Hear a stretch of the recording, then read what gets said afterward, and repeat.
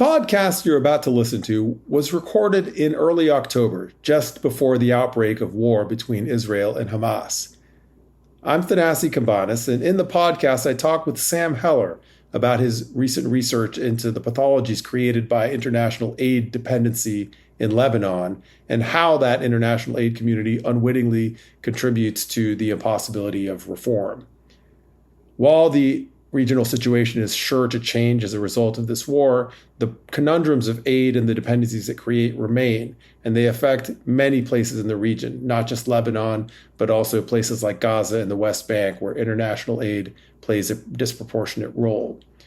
Meanwhile, if you're interested in our thoughts about how to minimize the risks or contain the risks of regional war, you can go to the Century Foundation's website, tcf.org, and look for a commentary by me and Sam about the ways in which the U.S. could play a role in reducing the risks of the war turning into a regional conflict.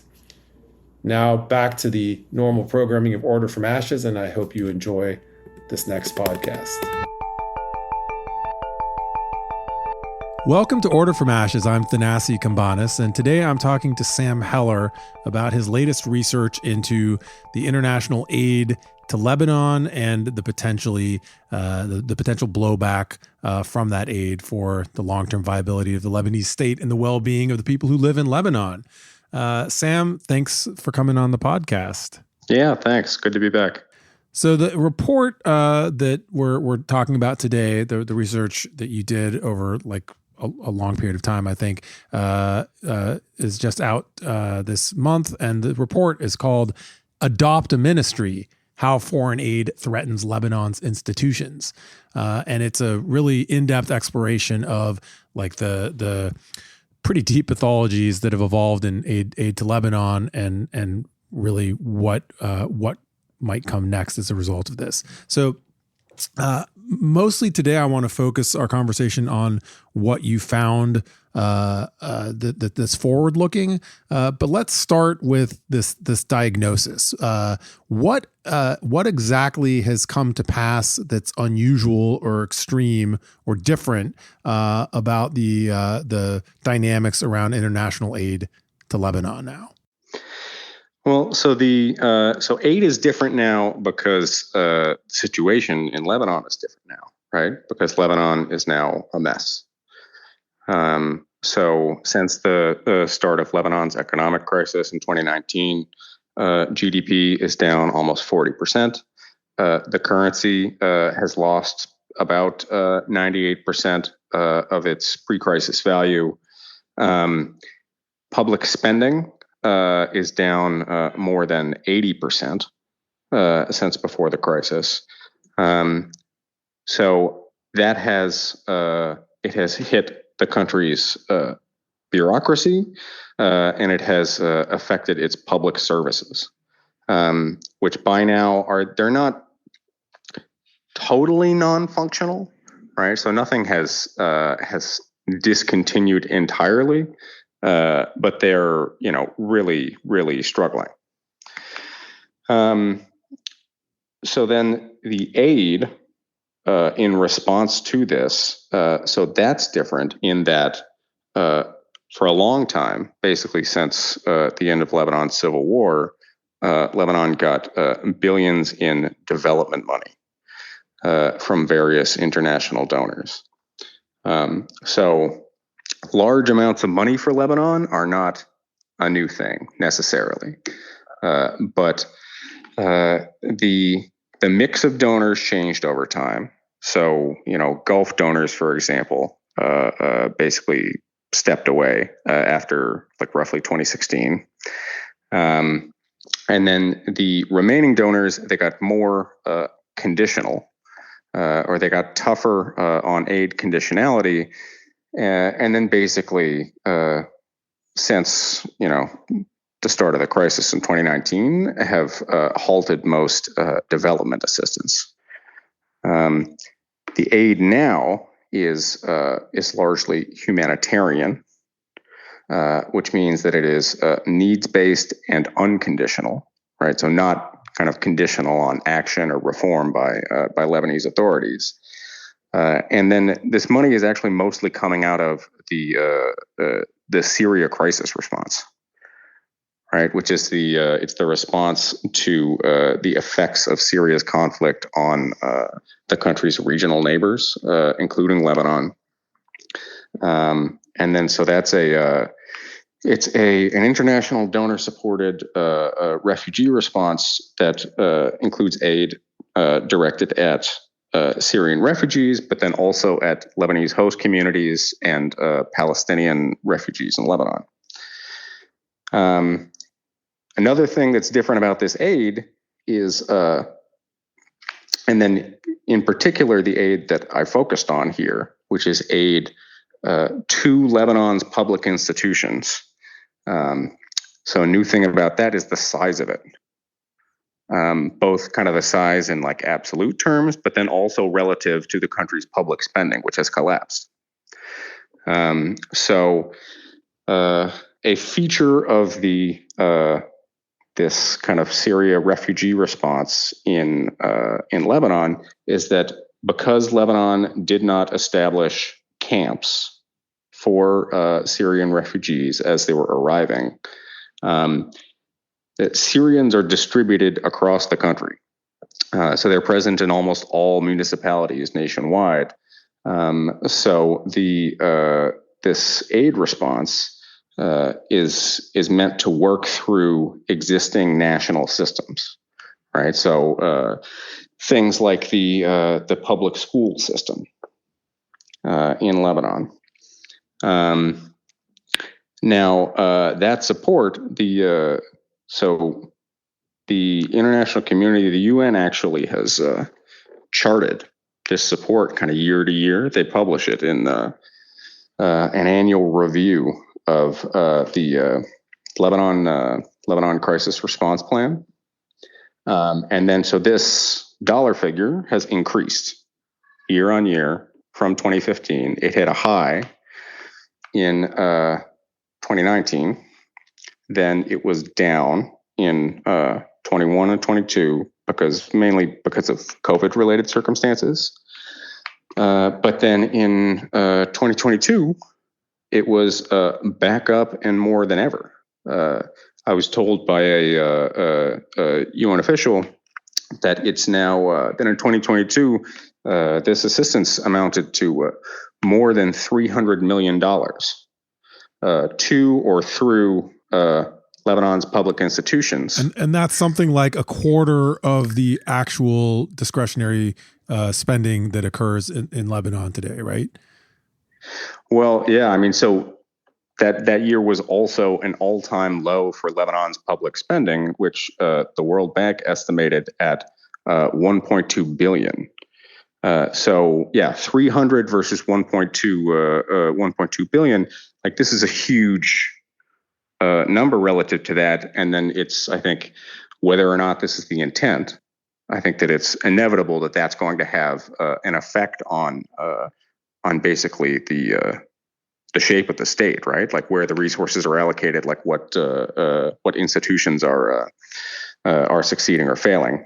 So let me interrupt you for a second to contextualize how this looks to me, like, you know, reading your report, listening to you detail this. So we have this context where there's been, you know, historical dysfunction for a long period of time, lots of aid, this idea of a republic of NGOs where there's, you know, a sort of ever proliferating group of local, regional, international NGOs that deliver this or that. So that's the baseline before this new sort of stage that you describe. And what has changed over, now we're talking about a period of 5 or more or so years, is that we went from there being an awful lot of international aid in a somewhat dysfunctional state to a new condition where we have maybe a failed state, certainly a failing state, and we have this international aid that is now maybe the single most important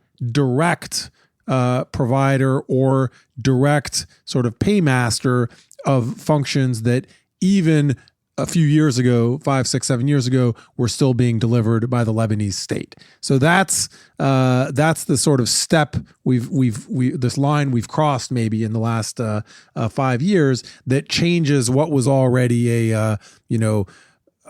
let's say a set of conditions that would raise reasonable questions, and now it looks more like wow, something has really categorically changed, and we still maybe haven't caught up in our perceptions because we were already used to sort of the general sense of dysfunction and a lot of international money.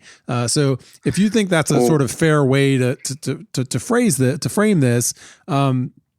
Sorry, you were gonna maybe disagree or elaborate. No. I mean, so I was just going to add that. I mean, that also. I mean, what's changed is that some of this assistance is really qualitatively different and new, right? And then the stuff in particular that is like especially eyebrow raising is foreign stipends.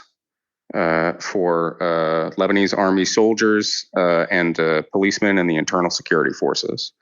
And then also in parallel, for the past 2 school years, kind of these stipend salary top-ups for public teachers teaching, so Lebanese teachers teaching Lebanese students. So these are donors paying in part, the salaries of like Lebanon's public servants in a way that donors said is or donor representatives told me is more typical of like real failed states, countries devastated by war. They analogized with Afghanistan or Somalia. This is new and weird, and and then like donors are not entirely comfortable with it. So this is a big deal, and it represents a real change in both the status of the Lebanese state and also the way countries in Europe and the U.S. primarily, now that the Gulf has taken a step back, are thinking about what and how they're going to prop this place up. And I just want to underscore what you said, because it really is mind-boggling to think about. So we have foreign governments responsible sometimes on a month-to-month basis for whether soldiers and teachers get paid at all. And so if like or whether they get like paid enough to retain them, right? I mean, because now you've got these problems of like absenteeism of in the army. I guess they're trying to prevent soldiers from like absconding. Right. I mean, so meaningfully, when I say pay them so that they actually work, right? Because they'll get a worthless lira-denominated salary from the government, and they'll stay home because it doesn't even cover the cost of getting to work. So what we mean here is these foreign governments, basically foreign aid agencies, are deciding whether or not the army and schools stay open. So that's new, and presumably, I mean, go ahead. Well, I mean, and then what you had with, in terms of like keeping people or getting people at work, what you had with Lebanon's public schools earlier this year was a 3-month strike by public school teachers and staff, demanding a livable wage and adjusted benefits. That was ultimately resolved in part by reprogramming assistance from another education-focused UK aid program to pay what they called productivity allowances to these teachers, and then that is what helped resolve the strike and get children, both Lebanese and Syrians, back in schools. And it was done on the condition at the time, that the Lebanese state for the coming school year would allocate sufficient money for to pay for teachers' salaries. So they would actually work. And then so far, it sounds like the government has not followed through. Right. I mean, they've only set aside part of what's necessary. That's no surprise, of course, that the government's not followed through. And as you yourself have extensively documented, the whole idea of conditional aid in order to promote reform just hasn't panned out, right? The Lebanese state, the Lebanese ruling class has proven completely immune to pressure on that front. So reforms that have been suggested, any reforms that the international community, donors, others have suggested, the Lebanese state has just refused to do. So that's how we arrive at today's impasse. And I want to spend the rest of our time on the podcast today talking about your your findings about what the trade-offs and costs of this are, and what are the possible things that the Lebanese state and the international donors can do to change this dynamic. So first, let's talk about what are the costs or new problems that are created when foreign aid starts taking over or being primarily responsible for core state functions. So, first, let's talk about what are the costs for Lebanon, and then we can talk, if there are any, what are the sort of costs or just threats to sustainability of this for donors. Yeah, well, these are these costs, these trade-offs. They're things that I think that people who are involved in this, whether on the Lebanese or the international side, are conscious of. Right. I heard them from Lebanese officials. I heard them from officials of international organizations and agencies, from donor country representatives. Nobody who is involved in this arrangement feels particularly good about it. It seems, it's just it's a deeply unpleasant, acrimonious arrangement. It seems on basically all sides. Well, and the way I see this question is, it's one where the humanitarian imperative to help people where we can is exactly squarely opposed to the policy imperative to do the right thing in terms of long-term sustainability for states, right? So, as a U.S. Person who does policy and health and advocacy in the U.S., I say, okay, it's great for the U.S. to spend money enabling the Lebanese military to continue to exist, to enable these soldiers to feed their families, and for there to still be the sovereign institution. It's great for the international community to spend money so the kids can still go to school. And then people will turn around and say to me, so how long should we do this for? If the Lebanese state has proven that it's not interested in taking any of the actions it could take to make this temporary, they basically have said, as a state, we don't care about our own people.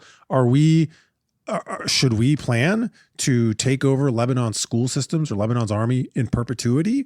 And I think it's really tough, because both of these are genuine imperatives, and they really are contradictory. Well, I think that humanitarian imperative, that consideration, really gets at one of the key dilemmas here in the debates. Certainly on the international donor humanitarian development side, which is whether Lebanon is best understood as a humanitarian or a development case, and then what of this assistance is kind of a needs-based response to humanitarian need, and thus should be given unconditionally. And then what is better understood as development, and then can be conditioned and withheld on reform action by Lebanese decision makers. So it's something on which people disagree, and then I think also this. I try to be kind of precise throughout the report, but the assistance that I highlight here is kind of a mix, right? So like salary stipends for Lebanese army soldiers is not humanitarian money, right? But then I think that you have this kind of mix of humanitarian, whether it's kind of Lebanon focused or from the out of the Syria refugee response, or kind of development money, including some of the stuff from via the World Bank financing. That I think it makes sense to consider together, right, as part of a whole. Well, and when I hear, like, for example, how people in the U.S. government talked about and thought about delivering this aid to this money for the Lebanese army salaries, although your distinction makes sense, it's real, I believe it. In terms of the motivation, it was both humanitarian and strategic at the same time, right? So people who supported this said, okay, we see this as an investment in one of the last surviving institutions. So there's this sort of strategic imperative to not let one of the few quasi-functional national institutions collapse. And at the same time, people understood it as, even if it's not the best long-term policy or it's not sustainable as policy, they understood it as being worth doing because it was also effectively humanitarian aid, because money's fungible. And what this money is really going to is people spending money on keeping their families alive, right? These soldiers using their, by the way, minuscule, right? What are these stipends? Are they $150 a month? I mean, some very tiny amount of money, dollar figure when you think about it. And this is what is, enabling people to still feed protein to their kids. So, I do think there's this conflation of imperatives here. And I guess I wanted to ask, I mean, you talk to a lot of Lebanese officials and Lebanese who are involved in this dynamic. Do they worry about the loss of sovereignty that comes with having these core functions paid for and propped up by foreign international paymasters? Yeah, I mean, I think so that is among the main concerns, right, that I heard from the different kind of like the different sides who I spoke to. So it seems like, like the most immediate costs or drawbacks or trade-offs with these with this assistance. In kind of symbolic terms, right? I mean, there's the idea that this will somehow, by weakening the independence, for example, of Lebanon's army, or by nature of the way that donors engage with the Lebanese state, which is not especially coherent or capable, that this will further diminish Lebanon's already weakened sovereignty. And then make the country, its institutions, less kind of viable as an independent entity going forward. So that is one concern. Another is that in more kind of functional terms, that this assistance might, because of the way that it's directed, that it might actually weaken some of Lebanon's institutions, including by like empowering arguably unsustainable parallel structures, like NGO related initiatives, that it might permit the state proper to atrophy further, so that it's not there and capable when Lebanon needs it, right? Like if Lebanon ever does kind of turn the corner and then need to really like chart a recovery, then the state will have diminished to uselessness. I mean, that's the main fear that I take away from reading your research into this, right? So we're, our baseline is already one where we have a frighteningly marginalized, yes, by self-sabotage, arguably, but we have this very marginalized state in which fewer and fewer things that people need are actually coming to it from the state. So, already healthcare, for example, a lot of the better healthcare available in Lebanon is through private networks, through sectarian affiliated networks, not through public government hospitals. Schools, public schools already serve a far lower percent of the population than they do in most parts of the world.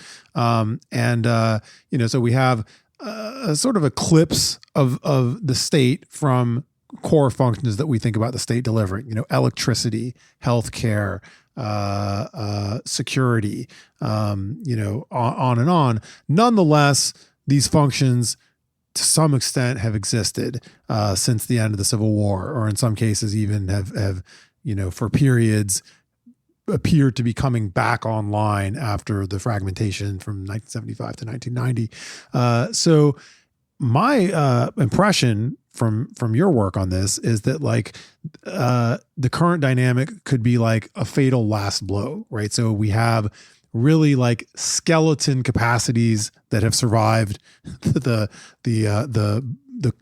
sort of waves and buffeting cycles of the last the period since 1975, almost 50 years, and what little bit has survived is now essentially being mothballed on purpose by the state in this time of crisis, and new functions are taking their place, where foreign donors are basically either building parallel capacities or are taking the little bits of government ministries that still function and taking them over as internationally funded fiefdoms. And from a humanitarian perspective, we can't oppose this, right? We can't say let people starve in the dark and not have healthcare if this is the only way to do it. But if this is the way we do it, then 5 years from now, there literally won't be another way, because the capacity and the institutions just won't exist.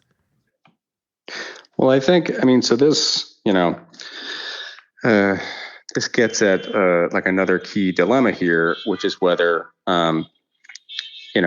donors, by paying in, by supporting these services, whether they actually, create very serious moral hazard and then enable elite misbehavior by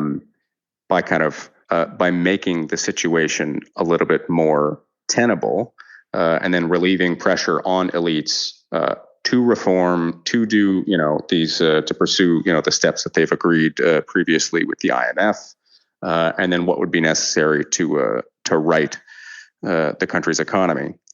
But then the flip side of that is that if donors withheld this assistance, then there's very little reason to believe that would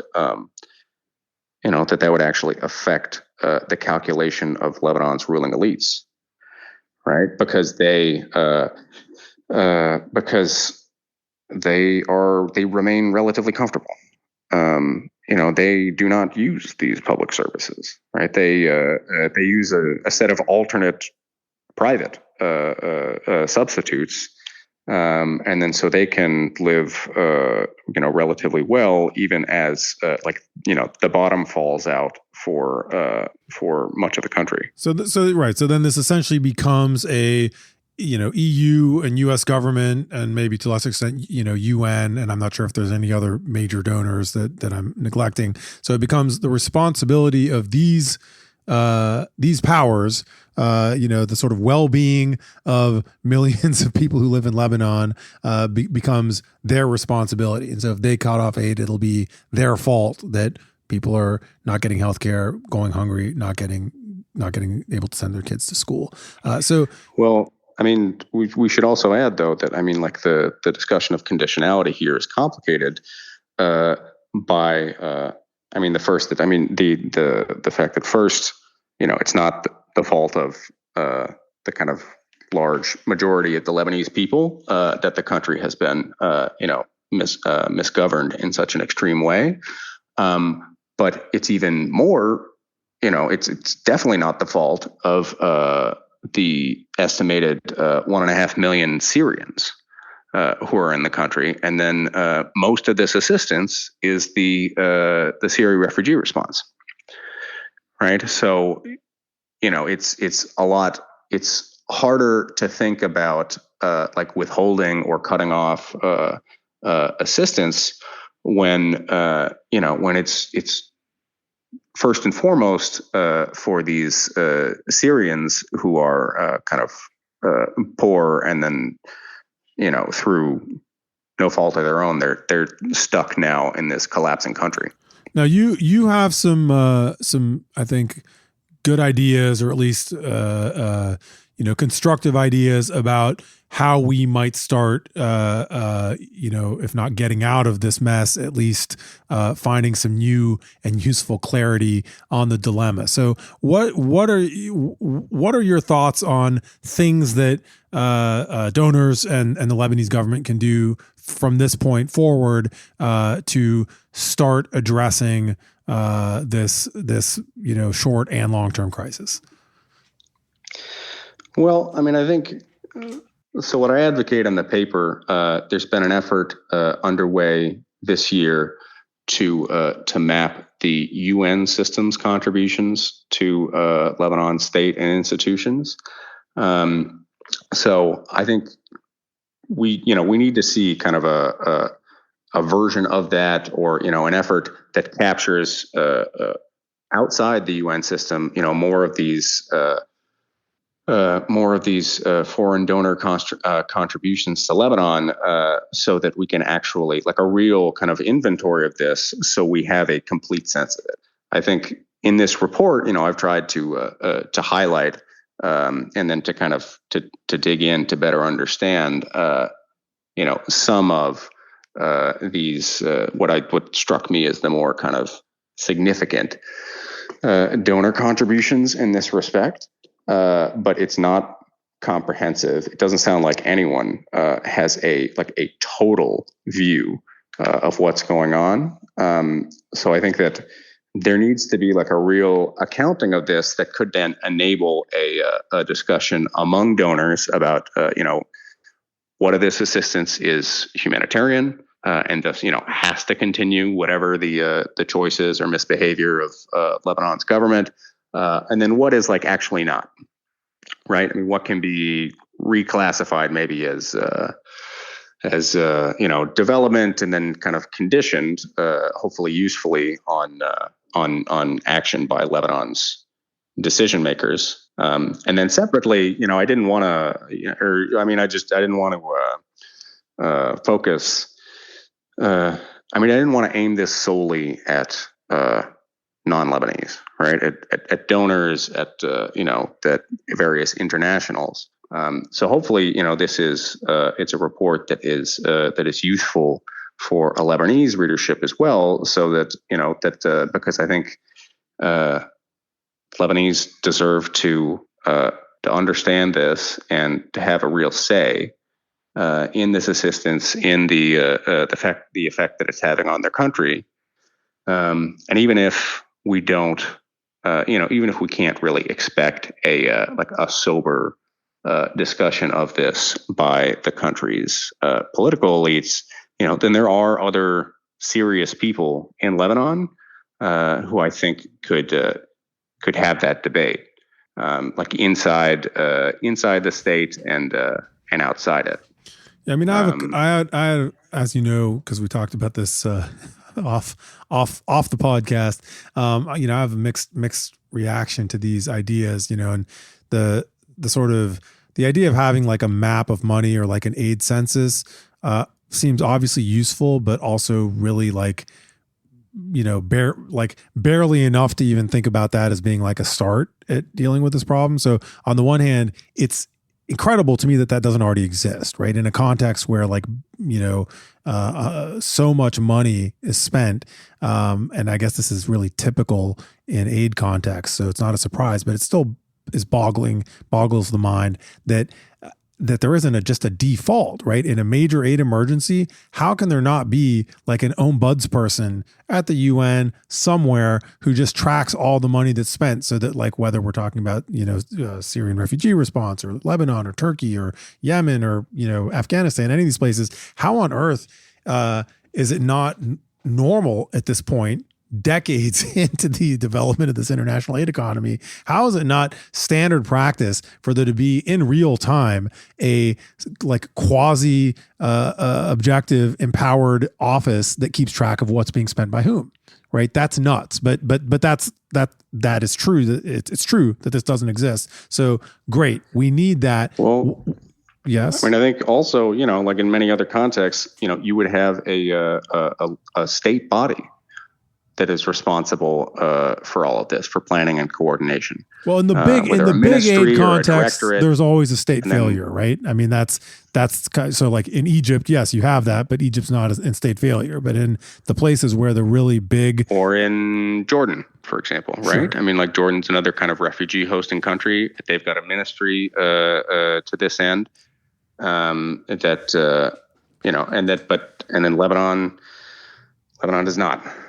Right, I like the capability, apparently, or just the kind of the relevant. Right, so that might be a place that would count it. We don't have that. So if we were to have this map, this census, that would be helpful for having the conversation. But essentially, one of my concerns is that the people who spend this money don't necessarily have either an incentive. So the Lebanese who receive this money don't have an incentive to have an honest conversation about this because they are corrupt government officials, largely responsible, not all of them. Many of them are corrupt government officials who are largely responsible for the state failure. They don't want an honest reckoning. They want the money to keep flowing in so that they can continue to have their sort of long-term piñata of stealing resources and misgoverning. So they don't really, nothing is going to sort of gently persuade them to have an honest conversation about this. And the donor countries as well, I think,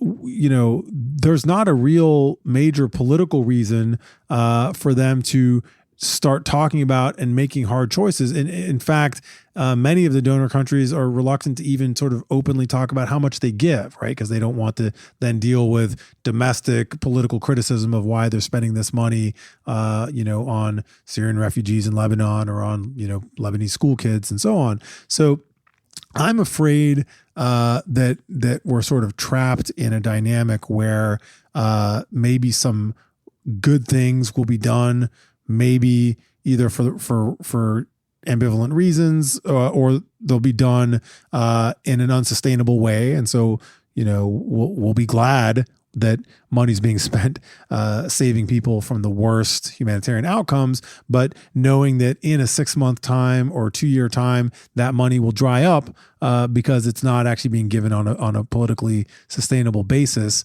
And maybe that's better than nothing, but that's not really spending this money in a way that creates at least the possibility of a recovery of Lebanese institutions so that they can then serve Lebanese people sustainably of their own momentum. Well, I mean, you talk about like the incentives for the different parties involved. I mean, this is why for Lebanon and Lebanese people, I think it's problematic to have foreign donors kind of picking winners in, within or among the institutions of the Lebanese state, because donor countries' interests are not the same as Lebanon's interests, right? There is a disconnect there, right? And then so these are decisions. I mean, in terms of the planning, the direction of this assistance that should rightly be done by Lebanon and Lebanese. And then it's just not.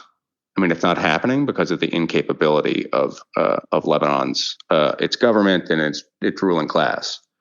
But I mean, I think more really than this kind of specific, more like actionable rec.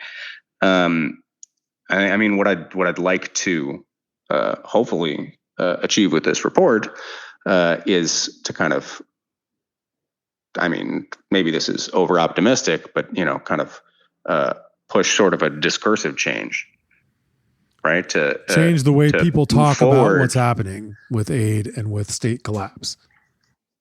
Yeah, because I think that once, let's see. So when it came, for example, to like teacher stipends and Lebanese army stipends, I mean, these are not typically grouped together or considered, of a piece. like one of these, because they come out of like different funding lines, different donors. But then I saw them, and it's like, oh, okay, like these are similar in important respects, right? These are part of a larger picture. And I think that hopefully, I think that when you see basically all the things that I managed to get a sense of in this paper, right? When you see it spelled out, it's like, okay, donors are doing this and this and this and this. Like these are the ways it's problematic. This is why like this will be sustained, this won't.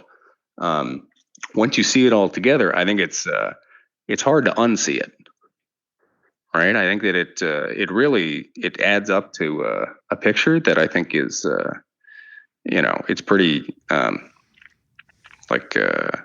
eye-opening. Yeah, and I agree, and I think that one reason to, I wouldn't say feel hopeful, but one source of possibility here is that we aren't talking about a failed state in a hot conflict. We're talking about a state that looks like a failed state in a lot of ways, but human capital exists. The staff, ministers, others, although in diminished capacity because of the brain drain of recent years, nonetheless, the potential actually exists, including financially and economically, for these ministries, these state functions, for Lebanese institutions to actually operate. This is not, it's not an impossible case, although it increasingly looks like a really hard, it looks increasingly hard to solve that catch-22 of how do you get these really craven and irresponsible political decision makers to make different choices and have a different calculus. But in a practical sense, it's possible in a way that it isn't in other worse contexts, right? I mean, it's theoretically an easier problem to solve than say restoring public education and health in Syria or Afghanistan, let's say. So that's why I see the work you've done here as a really constructive invitation to the Lebanese and international stakeholders to face and start to figure out ways to out of this dilemma, because a lot of well-meaning and important stakeholders do want Lebanese institutions to function and do want the Lebanese state to recover. So I think you've contributed something really fantastic to that problem solving. Yeah, well, I mean, hopefully, if people kind of have like this information in hand, and then it's called what it is, right? Then then it can enable a discussion that's a little bit more forward-looking, constructive. So readers and listeners, you can find this report that we've been referencing today on the Century Foundation's website, tcf.org. The report's called Adopt a Ministry, How Foreign Aid Threatens Lebanon's Institutions. And we also have by Sam Heller, who was talking to me today from Beirut, who's a fellow here at Century International. We also have a couple of shorter pieces by Sam up on the site, one in English, one in Arabic, that are companions to this report, and that address how the international aid keeping Lebanon afloat might also be destroying its institutions. So go there to read and share this research. And Sam, thanks so much for doing this work and for coming on the podcast. Yeah, thanks for having me again.